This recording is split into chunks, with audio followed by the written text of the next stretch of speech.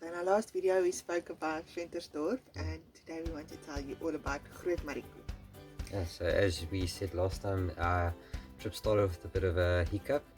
We landed up going a bit later than we planned because I had to go pick up my license. And then just as we entered Ventersdorp, we had another surprise. Yeah, so Ronald got pulled over by a traffic cop who asked for his license, and he was really excited to show him because he just picked it up.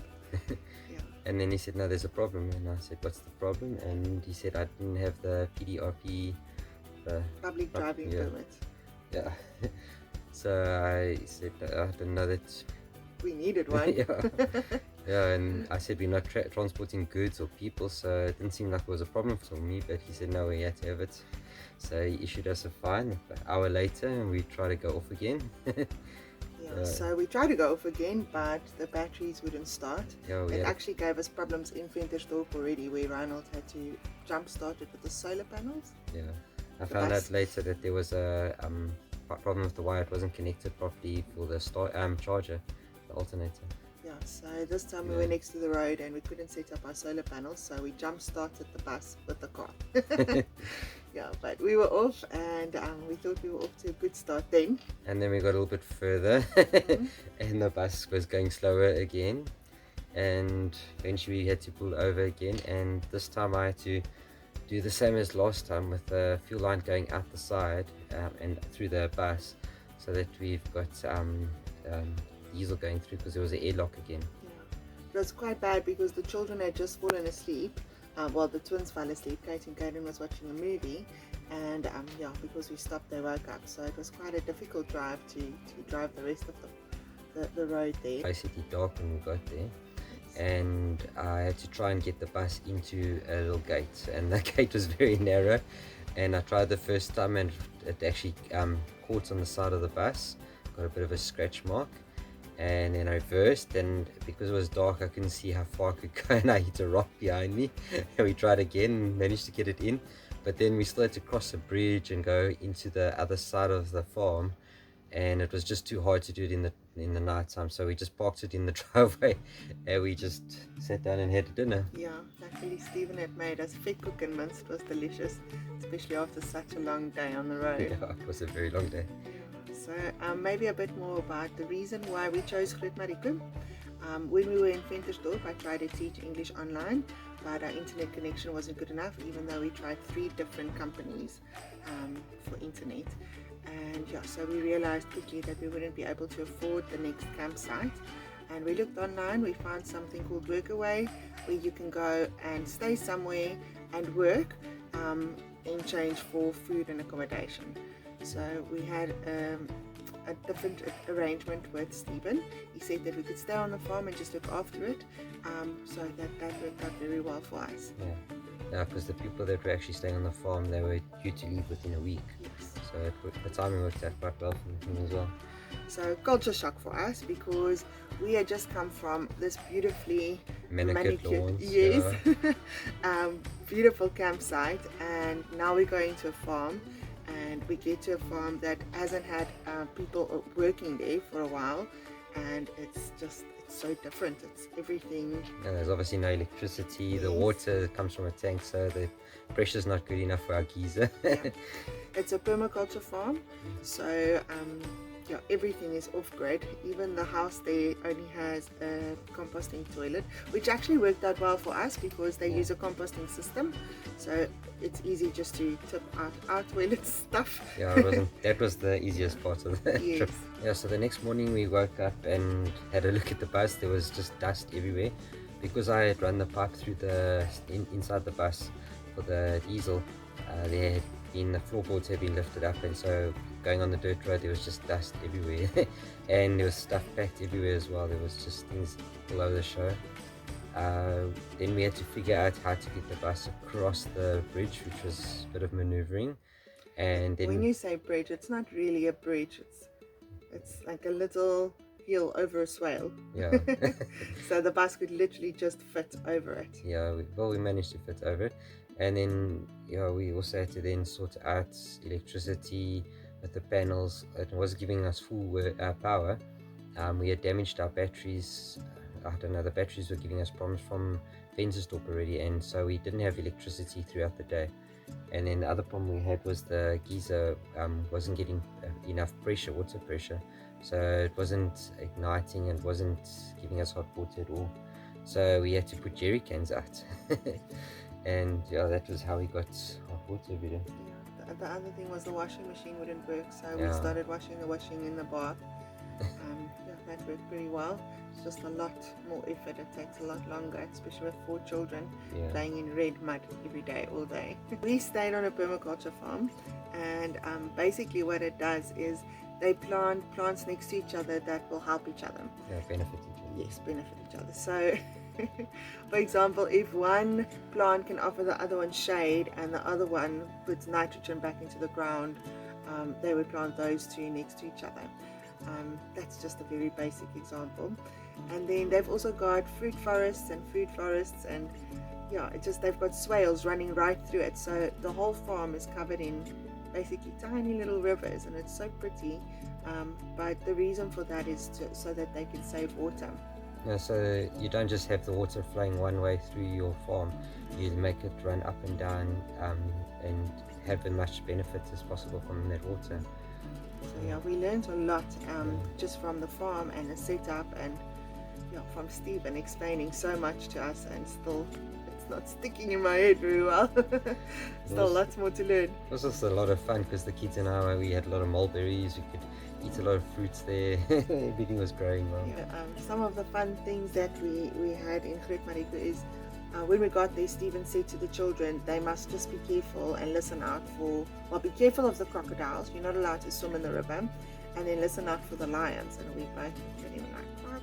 You're just trying to scare them. And for real, at night time there was someone that had lions on his farm, and you could hear it really clearly. And somebody had let their crocodiles out in the river, so nobody was allowed to swim in the river anymore. There's apparently, we've heard an urban legend, but we're not too sure if it is the truth or not. The lady had a fight with her husband. She found him cheating or something, and they had a crocodile farm, so she just opened up the cages and let the crocodiles out. Another thing that was really fun is that they had an outdoor bath, and the kids loved bathing in there under the stars and just enjoying that.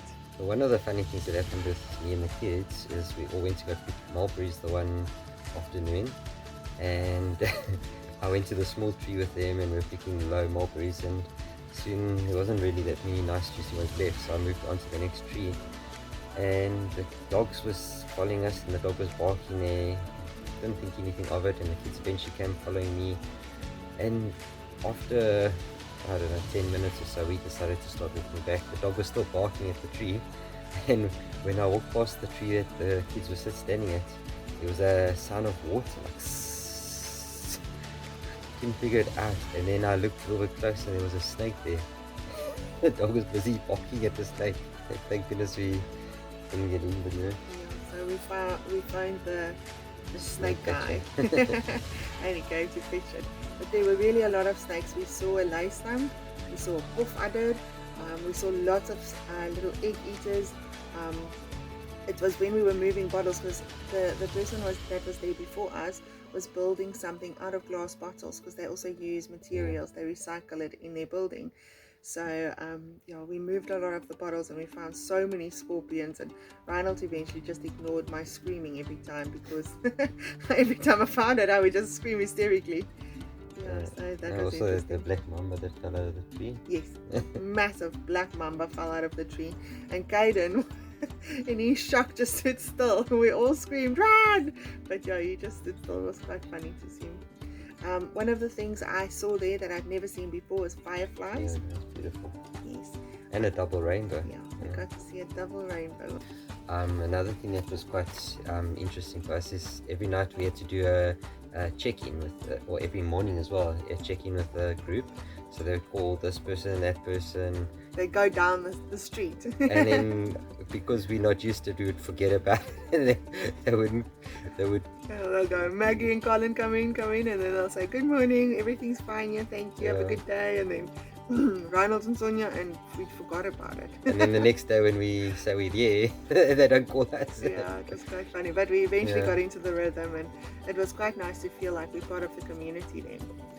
Yeah. Yeah. One of the funny things, because there was so much red sand everywhere, all our white paint on the kitchen covers had gone red. No matter how much you rubbed it off, it would just stay there. I think it was ingrained in the wood.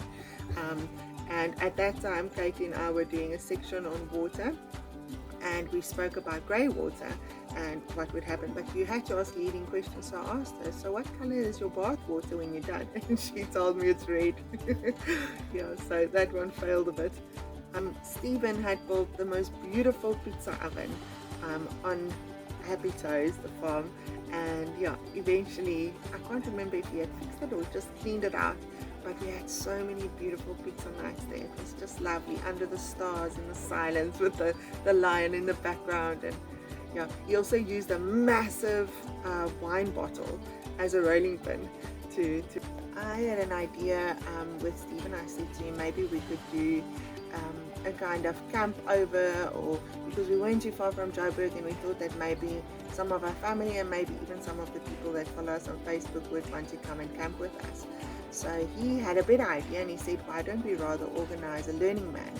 And of course this was the first we'd ever heard of it, and then he asked me to plan it. And basically what it entails is that everybody teaches everybody else just something that they know or something that they've learned. Yes, so you can come and sleep over for free at the campsite, as long as you bring a skill to teach everyone else. Yeah. And there were so many people teaching us different things that day. It was actually for the weekend, so we had talks on Cannabis. Yeah, that one's the one that keeps coming up first, okay. but I didn't want to say that because then they'll think we're hippies. But anyway, there was a cannabis talk, Trivium, a talk about trivium. permaculture. There was herbal infusion. Yes, That was herbs and health benefits I from think there. she spoke about, she showed everyone how to make a homemade cleaning product or herbal one, and also I think it was a face clean or something. I wasn't part of that talk, unfortunately. Yeah, we had a lady with numerology. Yes. There was yoga. Yeah. There was a doctor, Dr. Mac, who spoke about the health in soil, and how good permaculture is. We had my sister do My sister showed everybody how to make mead and just how they came upon their hobby. We had someone talk about solar power. We showed everyone the bus. and we had the snake man bring the snake that he caught. Yes, that was well, funny. not us, but yeah, he caught. Yeah. There was it was so overwhelming that weekend because there was so much to take in. And of course the kids' all-time favorite was the lady dancing with fire. Yeah, They really still enjoyed remember that. that. Yes.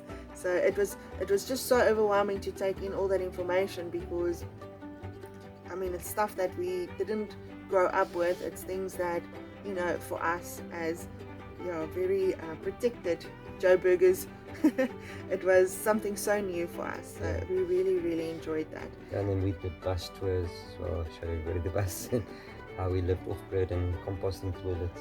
Yeah, although they were all using composting toilets anyway. Yeah, so we met so many interesting people in Groot Marico. Our all-time favorite person is Stephen, of course. And yeah, we will always look up to him, and he was really just such I want to say such a good teacher for us, teaching us to really live in the moment and just embrace life and always do your best. One of my favorite stories of him is how he didn't have enough money, so he had to eat pumpkin for like a year, and at some point he had something like R5 in his pocket, and he could buy one, what's it called, a watercress, Something. The name, yes, it's something like that, but he could only buy one for his waterponics. And so he planted that one, and by the time we came to stay on the farm, he had a whole system growing from that one that he could buy. So it was just amazing to see what you can do with so little. Yeah. So, and he introduced us to everybody else. So we got to meet his friend Dee, who's the numerologist that Reynolds really got inspired with. He also took us to go and meet Mariki and France at their farm, and when we went to go visit them, oh my goodness, we just came the back with handfuls of yeah, fruits and vegetables. they had given us, and oh, the Eggs, kids yeah. just loved. Also, one of the funny things that happened when we got there, like the first weekend that we were there, he invited us to go to a braai, a whole community braai. We felt like we were gate crashing this man's party. Yes. And we met his daughter and we were telling her we were staying in the bus. Yes. And she said, "Oh, shame, man, things will get better." I said to her, no, actually we chose to live in a bus. Yeah. Yeah. Then we also met some interesting people. I met a man called David, and we spoke about meditation, being in the present, just being in the moment, and his wife Anouk. And we met Egbert And Santa. Yeah, they're Yeah. also very interesting people. So they're at the tourism center in Groot Marico, and yeah, just mind-blowing listening to their stories and things they've lived through, and Also, yeah, just taking in the meaning of words. yes, And listening to the words that you speak. yes. Then we also met Kathy and her husband. We went to their farm, and it was so beautiful. They do herbal infusion, which is really a beautiful company that just does things with herbs that All you naturally, yeah. can't even think of. One of the interesting people we met was Gideon and Gewald. Yeah, they were farmers, brothers, just staying a little bit further up the road, cutting wood. And yeah, it was just so funny to listen to Gideon saying how his mom buys Bob Martens for his dog because she likes his dog better than him, but he loves the Bob Martens and he dunks them in his coffee. And then one of the people I've met that's really left a very big impact on my life is Hanneke van Linge. And if you ever get a chance, have a look at her project. It's called Nosh Foods, where she does food rescuing, and she just does amazing things with food.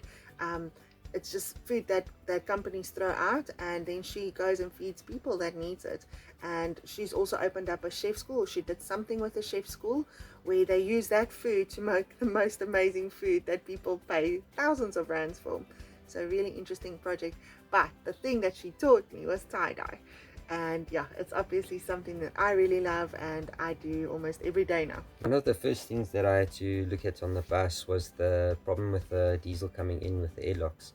So I had a look at the filters, took them all out, and I found that the one filter had a bit of a bubble in the seal. So when I replaced the filters, we started and checked everything, and it seemed to be going good, and we had to just see then if it was going to make it on the road. Then with the bumper, I had to pull out the whole bumper and straighten it out with the hammer. A lot of panel beating there. Swearing. Not so much. And then we had to look at the batteries because the batteries were not charging properly. They didn't want to stay charged, and we were battling with power.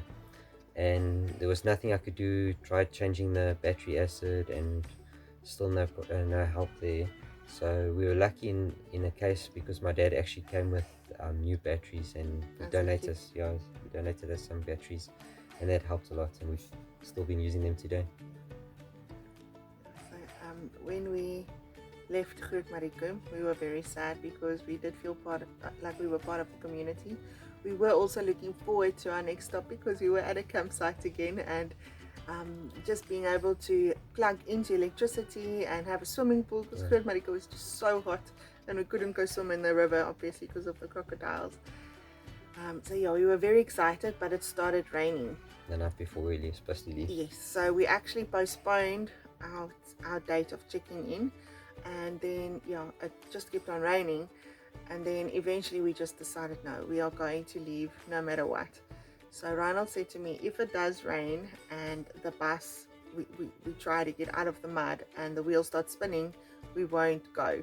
You see, what happened was we hooked up the trailer ready to go, and as we tried to pull away, the trailer got stuck in the mud and we couldn't get out. To push the car. Yeah, we had to unhook the trailer, pull the car out. So I knew that there was no way we were going to be able to do that with the bus. But we had gotten the car to the gate, so we were quite excited eventually. And then Ronald started the bus and the wheels started spinning. Yeah. So it wasn't even one full spin, and he said no way, and he stopped. And I was in tears at that time because it was like 3 days after we were supposed to have checked in already, and just having had enough of being off grid totally. So Stephen actually came in at that moment and he said to us, again, stop trying to push things and just take life in its stride. And it really has stuck with us. Yeah. It gave us an extra day to then meet up with people that we hadn't had a chance to meet Yes. up with. And that was really interesting. We learned more things, and we also learned to just breathe and take it as it comes. Yeah. So yeah, we actually did get home that afternoon, and the sun had dried the mud up nice enough so that we could get the bus out. But it was still threatening to rain again, so we didn't want to be in the same position again.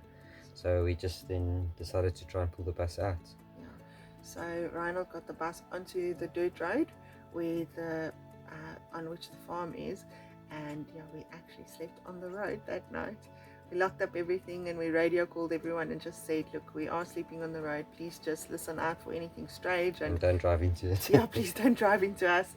And yeah, we didn't actually sleep very well that night because we were just so nervous being in South Africa, even though it felt like it was a really safe area to sleep on the road like that. But yeah, the next morning we were good to go, and we had to say goodbye again. It was so sad. For real this time. Yeah, so Groot Marico, my all-time favorite place so far. One of the places we visited in Groot Marico that we would definitely recommend to everyone is the Eye, and it's just this beautiful spring of water, natural spring, and it's just covered with water lilies. It was the most beautiful thing ever.